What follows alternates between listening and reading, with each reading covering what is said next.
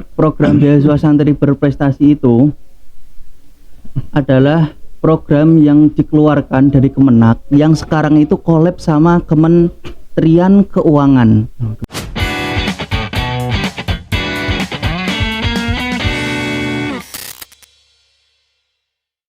Assalamualaikum warahmatullahi wabarakatuh.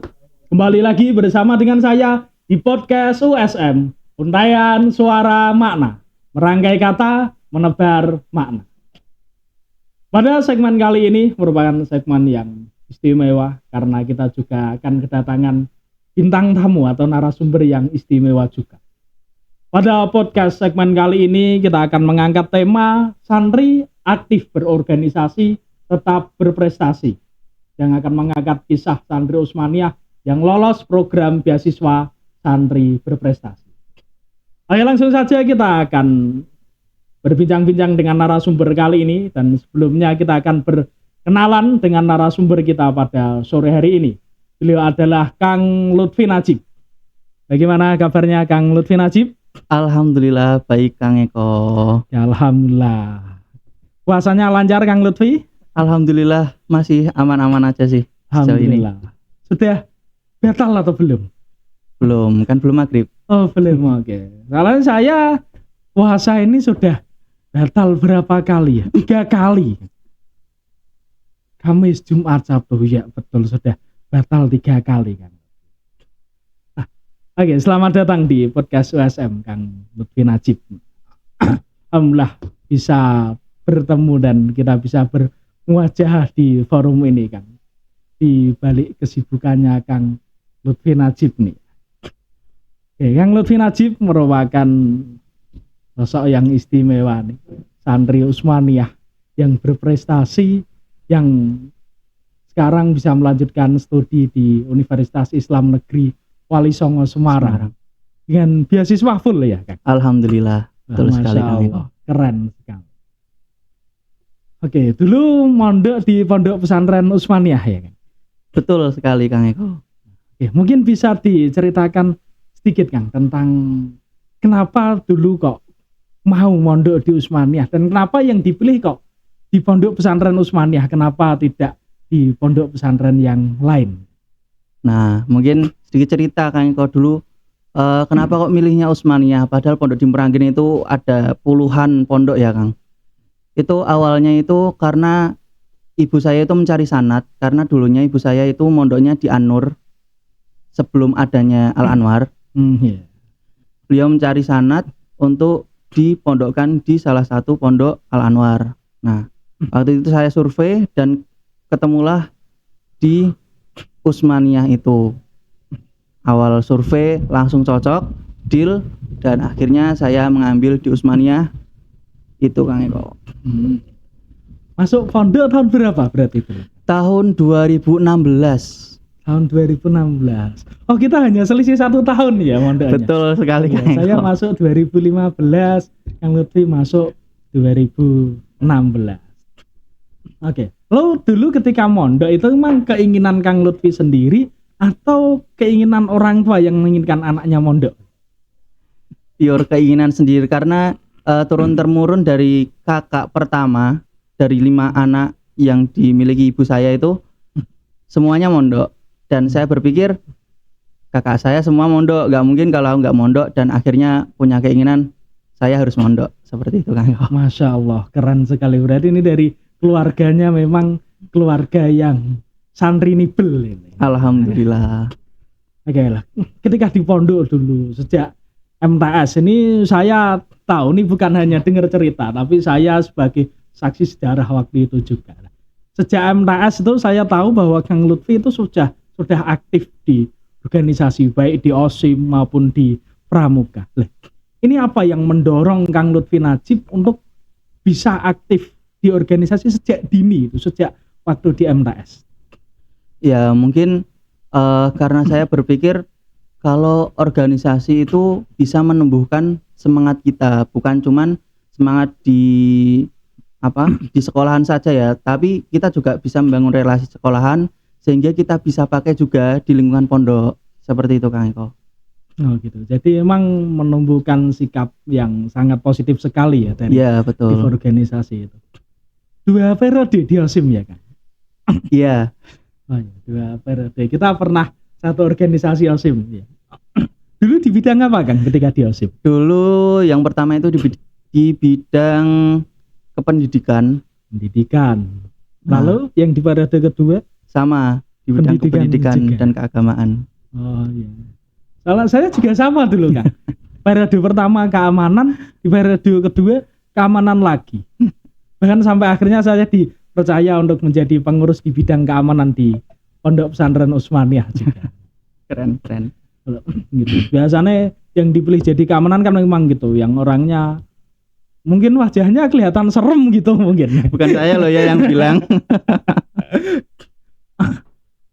Oke, itu pengalaman di SIM MTS. Dulu lah. Lalu dari masa awal mondok dulu itu Kang Lut.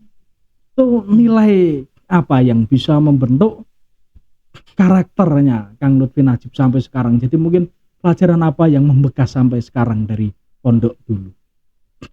Ya kalau dari pondok mungkin itu Kang, apa namanya, kedisiplinan. Di pondok itu yang namanya disiplin itu pasti. Dari sejak kita bangun subuh sampai kita tidur lagi itu benar-benar sudah ada jadwalnya kalau di pondok itu Kang.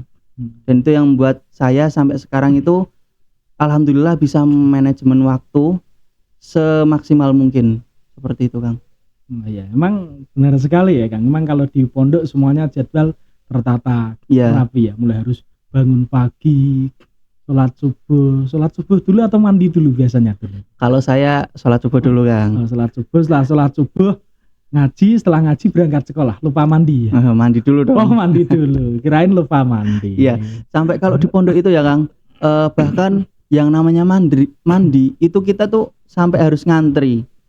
Nah itu kedisiplinan kita juga bisa dilihat dari hal-hal kecil seperti itu Kang. Oh gitu. Jadi emang harus ngantri ya, karena saking banyaknya santri dan kamar mandinya tidak lebih banyak dari jumlah santrinya. Iya betul, salah satunya juga itu. Gitu. Tapi dulu sering ngantri mandi kan? Sering. Masa sih? Iya Kok Kang. kayak saya nggak pernah lihat Kang Lutfi ngantri mandi ya dulu. Nah ini yang nggak mandi siapa ya? Wah, mandi loh ya. Oke ya, menarik sekali. Emang itu pembelajaran di pondok pesantren yang memang ya benar-benar melatih kedisiplinan sekali. Oke, sangat menarik sekali Kang Lutfi Najib lah. Lalu sampai MA masih tetap di Pondok Usmaniyah juga ya? Alhamdulillah masih Kang. Aktif di OSIM juga ketika di MA? Waktu di MA itu cuman kelas 10 saja. 10. Kelas 11-nya sudah enggak? Kelas 11-nya sebenarnya saya masih pengurus, cuman saya out karena ada salah satu tanggung jawab yang tidak bisa saya tolak seperti itu Kang Eko. Jadi Raisul Ma'had itu ya? Iya benar sekali berarti Kang Eko. Kang Lutfi Najib terpilih jadi Raisul Ma'had tuh masih kelas 11? Iya. Masya Allah, luar biasa sekali nih. Sangat keren. Kelas 11 tapi sudah menjadi Raisul Ma'had. Kalau sekarang kan umumnya yang jadi Raisul Ma'had itu kan yang sudah lulus sekolah. Tapi itu kelas 11 sudah menjadi Raisul Ma'had. Keren sih. Tapi saya nggak minder kan. Saya juga punya pencapaian loh. Saya jadi pengurus dulu masih kelas 2 MTS. Sekarang nggak ada yang jadi pengurus sekecil itu. Nggak sombong. Izin. Oh, berarti yang saat di periode pertama masih bareng dengan saya ya? Iya benar. Di bidang apa tuh? Waktu itu pertama kali di bidang ini perlengkapan. Oh di perlengkapan. Iya. Perlengkapan tuh hanya pelengkap saja tuh, hanya melengkapi struktural. Tapi tanggung jawabnya juga tidak main-main Kang Eko. Apa tanggung jawabnya si Salah perlengkapan? satunya itu kalau ada barang rusak atau ada fasilitas pondok yang rusak atau belum terpenuhi, kita harus memperbaiki dan juga mencarikan fasilitas tersebut seperti itu. Oh gitu, oke. Nah, kalau ketika MA ini kan akhirnya sekolah di pondok masih tetap ngaji juga dan juga sudah terpilih menjadi Raisul Ma'had atau ketua pondok ini. Apa tantangan terberatnya Kang Lutfi Najib ketika harus menjadi pemimpin di usia yang bisa dibilang masih dini ya, untuk kelas 11 tapi sudah menjadi Roisul Ma'had, ketua pondok dengan jumlah santri yang sudah ratusan waktu itulah. Apa tantangan terberatnya Kang Lutfi pada waktu itu? Ya mungkin tantangan terberatnya itu apa ya, mengajak teman sebaya, bahkan ada yang dibilang kakak kelas ya Kang. Ya itu gimana ya, rasanya itu berbeda. Coba saja kita bayangkan, kita mengajak kakak kelas kita untuk mengikuti kegiatan. Nah, itu tuh rasanya berbeda dengan kita apa bahasanya mengoyai, mengopiai, mengkoordinir. ya mengkoordinir santri-santri di bawah kita itu berbeda. Itu salah satunya. Dan mungkin apa ya, saya sendiri juga harus menyadari bahwa saya pasti ada kurangnya dan saya juga harus menerima kritik dari mereka juga, seperti itu. Tapi kalau untuk mental aman kan? Ya aman-aman saja, cuman pasti ada waktu di mana mental itu benar-benar down, pasti ada. Ya mungkin itu sama sih seperti yang pernah saya rasakan dulu, karena saya jadi pengurus pertama itu kan kelas 2 MTS juga, apalagi langsung terjunnya di keamanan gitu ya. Bagian mengamankan kalau ada pelanggaran-pelanggaran, dan akhirnya yang dipanggil di sidang itu kan juga yang bahkan sudah kelas 12 itu, dari kelas 8 harus berhadapan dengan santri-santri yang kelas 12 ya. Tapi justru itu yang akhirnya bisa membentuk mental sampai sekarang. Nah, oke, Kang Lutfi Najib lah, ini kan tadi sudah terpilih menjadi ketua pondok, sekolah juga masih lanjut. Nah, ini bagaimana cara Kang Lutfi Najib bisa memanajemen waktu antara harus punya tanggung jawab sebagai Roisul Ma'had, punya kewajiban ngaji, dan juga punya kewajiban sekolah, yang mana Kang Lutfi Najib juga harus tetap belajar nih, karena sekolah nggak mungkin kan kalau nggak belajar. Ini bagaimana cara Kang Lutfi Najib bisa memanajemen waktu itu? Yang pasti menjalankan amanah dengan semaksimal mungkin Kang Eko. Karena saya sendiri juga sadar, di sini saya juga santri yang berkewajiban, saya juga harus belajar. Di sisi lain saya juga sebagai siswa, di sisi lain juga harus belajar mendapatkan nilai terbaik juga ya di sekolah. Ya jadi kalau dari saya pribadi itu semaksimal mungkin untuk manajemen waktu, mulai dari saya belajar diniyah itu di jam berapa, saya belajar mapel sekolah itu di jam berapa, ya sebisa mungkin ya itu setelah semua agenda perharinya selesai, itu baru saya bisa belajar seperti itu. Tapi akhirnya mempengaruhi akademiknya Kang Lutfi enggak? Gitu. Jadi karena kesibukan di pengurus nih, akhirnya belajarnya menurun, akhirnya memahami pelajaran juga menurun, dan nilainya ikut menurun. Pengaruh enggak? Bisa dikatakan tidak, bisa dikatakan iya juga, karena di satu sisi saya mendapatkan nilai yang cukup baik di sekolahan, akan tetapi yang menurun itu malah di diniyahnya. Padahal di sini kan Abah itu selalu bilang utamakan mondok dulu baru sekolah, karena niat kita itu mondok nyambi sekolah, seperti itu Kang Eko. Karena kadang kalau peringkat kita nurun itu kan ada dua kemungkinan. Bisa jadi memang akademik kita yang turun, bisa jadi juga justru teman kita yang naik. Oh iya, kan bisa jadi itu lah. Ini entah dari Kang Lutfi yang nurun atau justru ada temannya Kang Lutfi yang justru naik ini. Ya mungkin ya. Oke Kang Lutfi, dengan super sibuknya seperti itu dan dengan tanggung jawab yang sudah luar biasanya seperti itu, pernah nggak ada mental tuh sampai down dan pernah berpikir pengen mundur? Pastinya pernah Kang Eko. Nah, lalu apa yang menjadikan Kang Lutfi tetap bertahan dan tetap melanjutkan amanah tersebut? Gimana ya? Yang namanya amanah itu kan pasti akan dipertanggungjawabkan ya di akhirat nanti. Nah, saya sendiri sebagai pemegang amanah tersebut, ketika diberikan amanah pasti juga mengingat kesalahan apa yang saya perbuat. Nah, maka dari itu Kang Eko, karena saya sudah diamanahi, saya akan melaksanakan amanah tersebut dengan seamanah mungkin Kang Eko. Gitu. Berarti dengan dorongan dari rasa tanggung jawab itu antara ta'alluqnya seorang santri kepada murabi itu yang mendorong untuk tetap menyelesaikan amanah sampai selesai itu ya. Iya, benar sekali Kang Eko. Ya, Masya Allah, luar biasa sekali. Berarti ini mental kepemimpinannya sudah teruji ini. Jadi kalau 15 tahun atau 20 tahun ke depan kok nyalon sebagai calon bupati atau wali kota, ini sudah punya sepak terjang menjadi ketua pondok. Oke, sangat keren sekali dari ceritanya Kang Lutfi. Nah, lalu ini, saya tahu bahwa setelah lulus dari Madrasah Aliyah, Kang Lutfi ini kan melanjutkan studi di Universitas Islam Negeri Wali Songo Semarang melalui jalur beasiswa, program beasiswa santri berprestasi. Nah, mungkin ada teman-teman yang lagi nonton kita kali ini Kang Lutfi yang mungkin ada yang belum tahu tentang apa sih itu program beasiswa santri berprestasi, lalu bagaimana cara mendapatkannya, dan itu beasiswa diperuntukkan untuk siapa saja, terus itu beasiswa itu tuh dari mana sih, dari pengasuh pondok pesantrennya sendiri kah, atau dari Kemenak, atau dari program presiden, atau dari Basnas lah. Mungkin Kang Lutfi Najib sebagai yang mendapatkan beasiswa santri berprestasi bisa diterangkan kepada teman-teman sekalian apa sih itu program beasiswa santri berprestasi. Oke, baik Kang Eko.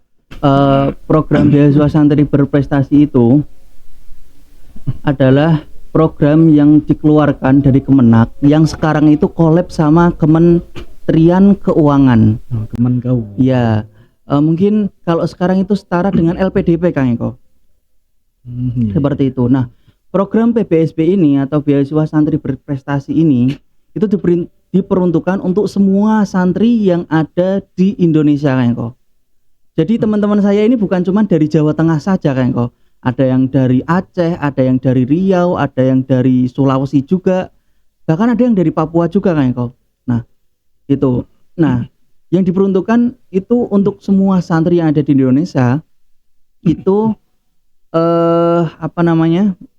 yang dari pesantren minimal mukim 3 tahun Kang Eko.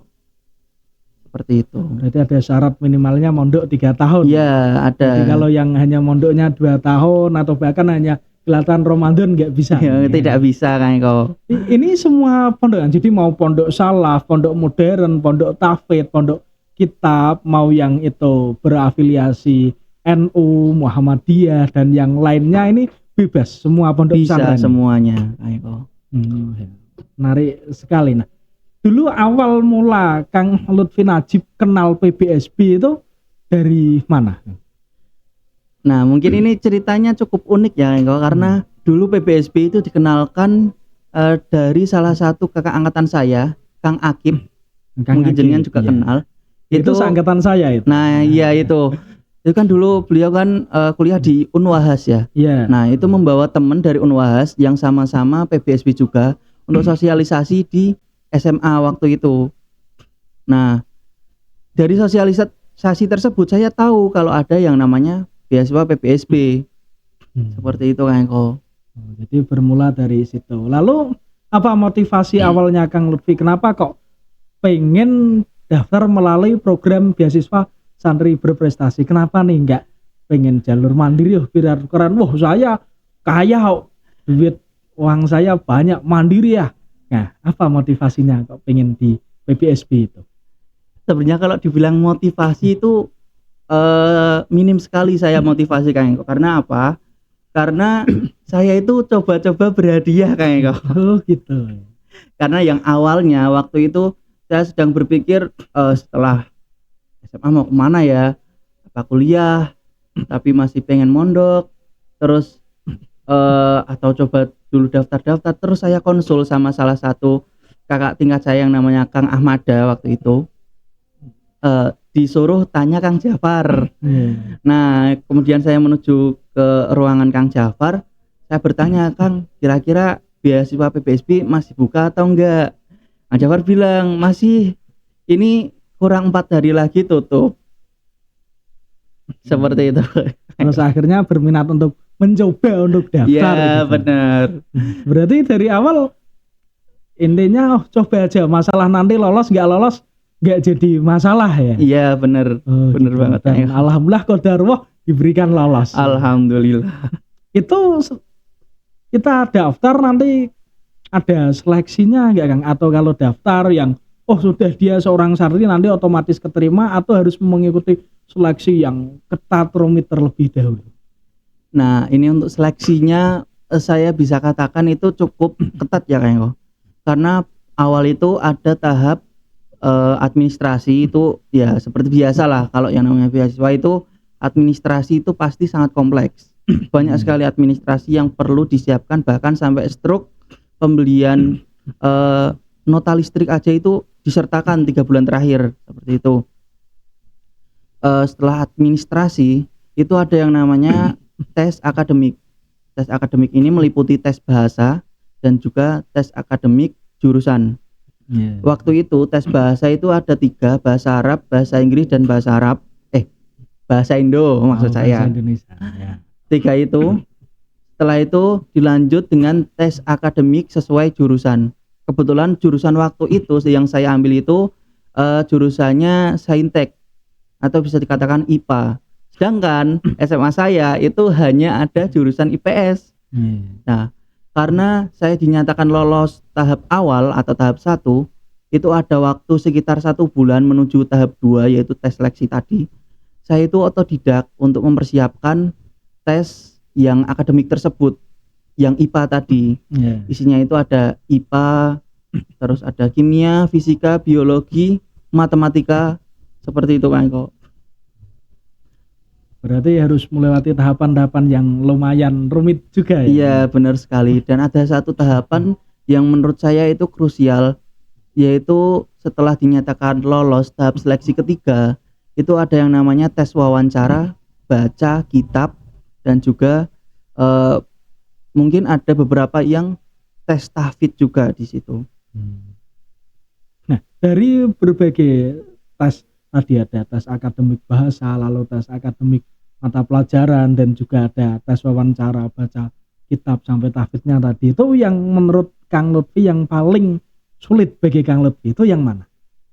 Jujur ya Kang Eko, kalau bagi saya sendiri itu di bagian akademiknya. Karena apa? Karena harus saya sendiri kan lintas jurusan ya, dari IPS ke IPA. Otomatis saya tidak pernah diajarkan biologi, kimia, fisika. Jadi otomatis saya otodidak sebulan itu cukup untuk menguras energi saya. Bahkan matematika yang awalnya saya bisa dikatakan kurang suka, itu juga harus bergelut dengan matematika tersebut. Luar biasa sekali. Berarti kalau untuk baca kitab beres lah. Ustadz ketua pondok. Gampang lah itu, bahkan pengujinya bisa gantian diuji ini. Ya tidak seperti itu. Nah, kenapa, apa yang melatar belakangi Kang Lutfi kok milihnya di Saintek? Ini kan Kang Lutfi di pondok, biasanya orang-orang pondok itu kan kalau kuliah ya rata-rata, walaupun nggak semua ya kan, ngambilnya kalau nggak tarbiyah, syariah, usuluddin. Nah, kenapa kok justru Kang Lutfi ini mau nyebrang sendiri ke Saintek? Ya alasannya mungkin tidak serumit yang lain. Kalau yang lain mungkin alasannya kerja ya Kang. Waktu itu saya berpikir saya ingin mengambil dakwah di UIN Jogja. Tetapi ketika saya bilang kepada kedua orang tua saya, ibu saya bilang jangan jauh-jauh, daerah Jawa Tengah saja. Otomatis saya menuju ke UIN Wali Songo lah, yang paling dekat dari kota saya, seperti itu. Nah, di UIN Wali Songo itu ada 2 kebetulan jurusan, yang satu itu ilmu falak dan yang satu itu teknologi informasi. Kebetulan waktu itu saya angkatan pertama teknologi informasi. Nah, alasan saya kenapa kok mengambil teknologi informasi, karena saya juga tidak tahu apa itu falak, dan saya cuman membaca di Google kalau falak itu cuman sekedar melihat bintang seperti itu. Tapi kenyataannya sewaktu saya kuliah di UIN itu falak tidak seperti itu Kang Eko. Dan saya mengambil TI itu karena saya juga suka dengan editing video dan juga edit desain seperti itu Kang Eko. Kebetulan. Gitu. Jadi karena emang tadi belum tahu tentang falaknya tadi. Iya. Tapi benar. emang falak juga ya lumayan juga untuk apa ya? Penguasaan matematikanya Iya, harus matang bener juga banget. tuh. Karena Bener banget. saya mengalami satu semester ada ilmu falak gitu. Wah, saya UAS dapat nilai C itu falak. Ini prestasi yang memalukan nih. Yang harus ngulang ya. Oke. Lalu menurut Kang Lutfi ini, faktor apa yang paling mempengaruhi untuk seorang santri bisa lolos di program beasiswa santri berprestasi? Mungkin semuanya bisa dikatakan penting ya kan kalau dari administrasi. Bahkan setelah saya itu ada beberapa teman bahkan yang sebaya dengan saya minta coba daftar dulu. Itu ada yang gagal di administrasi, ada yang gagal di tahap akademik, dan bahkan ada yang gagal di tahap akhir yaitu wawancara itu kan kok. Jadi memang harus dipersiapkan dengan matang. Kalau memang ingin mendaftar beasiswa ini ya harus siap menerima konsekuensinya seperti itu kan. Berarti emang harus dipersiapkan jauh-jauh hari. Iya Jadi kalau benar. sudah punya keinginan untuk mau ngambil di beasiswa santri berprestasi ya harus kita siapkan dulu diri kita mulai dari akademik, lalu kemampuan baca kitab dan tahfidnya juga. Lalu Kang Lutfi keterima di program beasiswa santri berprestasi dan akhirnya Kang Lutfi melanjutkan studi di Universitas Islam Negeri Wali Songo Semarang. Nah, bagaimana rasanya awal beradaptasi ketika awal mulai masuk di dunia kampus untuk cara bisa beradaptasi yang mana Kang Lutfi seorang santri juga akhirnya mempunyai status ganda, bukan hanya seorang santri tapi juga mahasiswa. Nah, awal-awal adaptasi itu langsung wah enak aja atau memang harus ada proses-proses yang lumayan juga di awal-awal adaptasi itu Kang Lutfi? Pastinya bisa dikatakan cukup dar-der ya Kang Eko, karena dimana saya itu belum pernah yang namanya mempunyai bahkan HP Kang Eko. Jurusan saya kan IT. Yeah. Itu mau nggak mau harus punya laptop dan bisa mengoperasikan juga, bukan cuman punya ya Kang Eko. Jadi di awal itu mungkin tantangan terberat saya itu karena terlalu gaptek itu. Gitu. Tentang teknologi ya berarti. Iya bener banget. Memang sangat perlu adaptasi. Kalau masalah dunia kampus dan dunia asrama atau pondok udah biasa ya, enjoy. Iya alhamdulillah masih aman sih. Oh, berarti lebih fokus ke jurusan perkuliahan ini. Iya betul. Oke, tapi ada nggak sih kendala-kendala yang mungkin karena mahasiswa nggak semuanya di pondok, yang mana kalau mahasiswa yang nggak di pondokan mereka lebih punya kebebasan nih, mereka pulang kuliah mungkin bisa sambil nongkrong nugas atau mungkin lebih banyak waktu yang bisa digunakan untuk mengerjakan tugas-tugas kuliah lah. Kang Lutfi ini kan juga masih mondok dan juga lanjut kuliah lah, ini ada nggak sih kendala-kendala yang memang dihadapi Kang Lutfi? Mungkin kalau kendalanya pasti di jadwalnya ya Kang Eko. Karena yang tadi saya bilang kalau pondok itu pasti jadwalnya sangat tertata.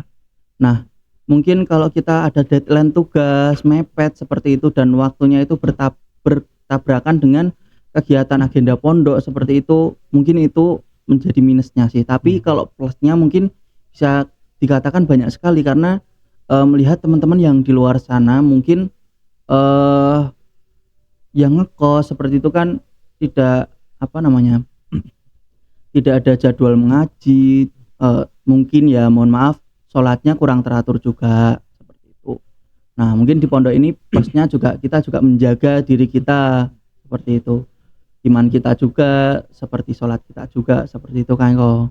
Nah, terkadang kan gini yang orang yang sudah di tingkat perkuliahan sudah menjadi mahasiswa, kadang apalagi kalau sudah semester 3, 4, 5, 6 itu kan dia sudah banyak sekali tugas-tugas yang harus dikerjakan. Kadang kan orang akan yang penting saya fokus mengerjakan tugas kuliah saja. Bahkan kadang ketika di orang yang nggak mondok di rumah itu sampai nggak sempet serawung dengan teman-teman, nggak sempet ngapa-ngapain lah, intinya di kamar ngerjakan tugas terus lah. Sedangkan Kang Lutfi ini kan ada di pondok, yang mana di pondok juga pastinya kan ada kegiatan ngajinya juga lah. Itu bagaimana cara Kang Lutfi bisa memanage waktu agar juga tugas kampus juga selesai dan ngaji di pondok juga terlaksana? Itu bagaimana, Kang? Alhamdulillah ya Kang, itu pondok yang saya tinggali itu tidak terlalu ketat. Maksudnya tidak terlalu ketat itu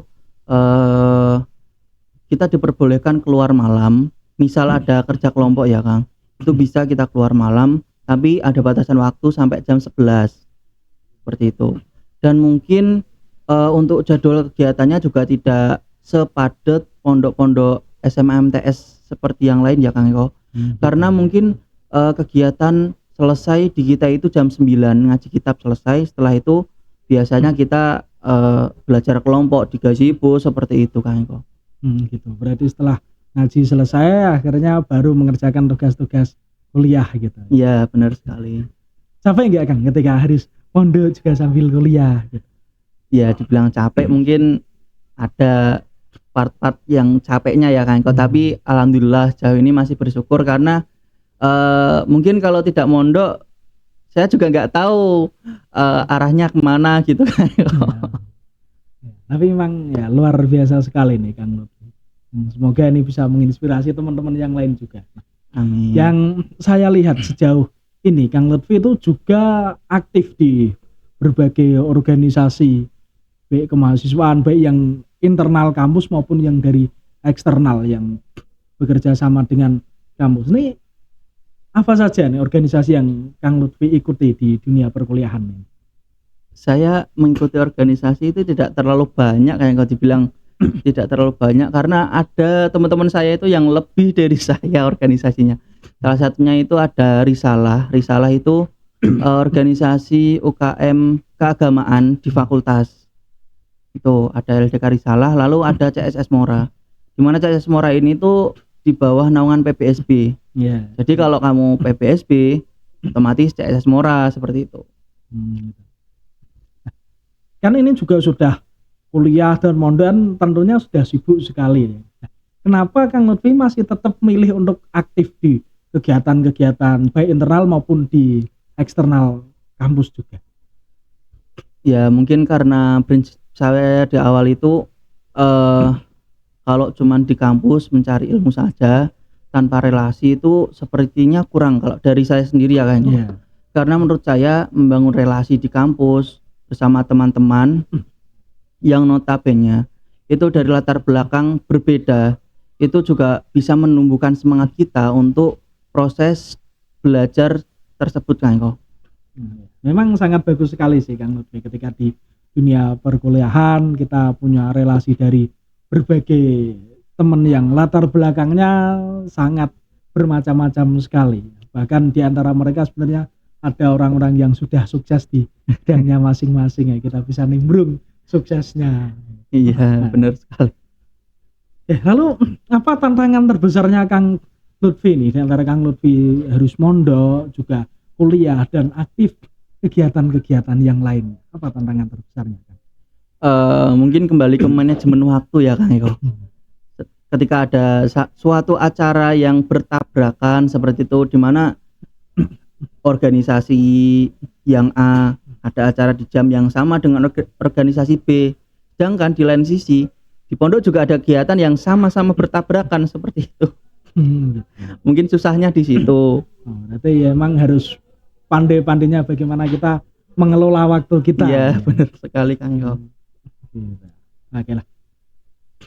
Lalu nih kan nih Kang Lutfi yang sudah mengalami ini aktif di berbagai organisasi juga, di berbagai kegiatan juga, bahkan saya sempat melihat tuh Kang Lutfi terpilih menjadi duta inspirasi ya. Oke, mungkin bisa diceritakan sedikit Kang tentang bagaimana bisa terpilih menjadi duta inspirasi tersebut. Nah, mungkin sedikit koreksi Kang Eko, bukan duta inspirasi tetapi duta inisiatif. Oh, duta inisiatif. Iya. Dan yang satu lagi itu Duta Pepeling ASI Provinsi Jawa Tengah seperti itu Kang Eko. Itu mungkin saya awalnya itu ingin membangun relasi di luar kampus Kang Eko. Karena yang saya lihat itu sepertinya relasi di dalam kampus itu kurang menurut saya. Iya. Saya mencari relasi di luar dan alhamdulillah saya lolos di Duta Inisiatif dan juga Duta Pepeling ASI Provinsi Jawa Tengah itu. Insyaallah, luar biasa sekali. Oke. Ini tentunya cerita yang sangat menginspirasi teman-teman sekalian nih. Jadi lalu tadi yang sudah aktif. Lalu menurut Kang Lutfi sendiri, karena pandangan orang nanti kan beda-beda nih. Ada yang orang menyarankan, oh ya udah yang penting fokus kuliah saja. Masuk kita fokus pendalaman materi, waktunya pulang ya. Kita pulang nanti kita gunakan untuk hal-hal yang bermanfaat untuk mengerjakan tugas. Nah, tapi di sisi lain Kang Lutfi justru memilih lain daripada itu. Kang Lutfi memilih aktif di organisasi, aktif di kegiatan. Nah, menurut Kang Lutfi sendiri, aktif ini justru bisa menunjang prestasi akademik atau justru agak sedikit menunjang prestasi akademik ini? Dari saya sendiri bilang kalau bisa menunjang prestasi akademik saya. Karena yang saya bilang tadi ya Kang Eko, kalau relasi yang dimiliki itu bisa kita gunakan untuk memberikan semangat kita dalam menuntut ilmu di perkuliahan. Seperti itu. Harusnya bisa balance sih. Tapi mungkin ada teman-teman di luar sana yang kurang bisa mengontrol antara organisasi dengan akademik dan bisa malah menimbulkan kelemahan di akademiknya seperti itu Kang Eko. Ya kadang memang kan ada di beberapa yang terjadi memang justru seperti itu. Saking sibuknya dia di organisasi yang dia ikuti, akhirnya dia nilai akademiknya ya tersingkirkan. Tapi kerennya Kang Lutfi ini tetap bisa balance ya antara alhamdulillah akademik dan juga organisasi. Oke, mungkin ada pesan nih untuk teman-teman santri dan juga mahasiswa yang mungkin takut untuk aktif karena takut nilai akademiknya tadi terganggu. Mungkin ada pesan untuk teman-teman yang di sana Kang. Mungkin untuk teman-teman di luar sana ya, jangan terlalu takut untuk terjun ke organisasi. Karena sebenarnya organisasi itu yang akan membawa kita untuk menuju yang lebih baik. Kalau organisasi itu membawa kita menuju yang lebih buruk, ya mohon maaf, harus ditinggalkan terlebih dahulu. Seperti itu Kang. Begitu. Oke. Sebelum kita tutup podcast pada kali ini,